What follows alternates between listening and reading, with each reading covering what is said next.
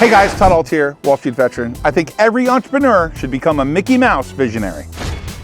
What did I just say? You heard me. Be a Mickey Mouse business person. Have you noticed that every example of a successful business person has the same characteristics? Hey. Number one, they all have a passion to succeed that's even bigger than their vision. Number two, they never give up. Number three, they put their action where their heart is. Walt Disney said, the way to get started is to quit talking and start doing. In other words, actions always speak louder than words. Now check this out. Today we recognize the Walt Disney Company as one of the most successful businesses on earth. But did you know that when Walt Disney proposed building the first Disneyland in Anaheim, California, everyone thought he was nuts? There's a famous photo of Walt Disney standing at the entrance of an empty Disneyland just before it opened. What he said was legendary. I wonder if anyone will come.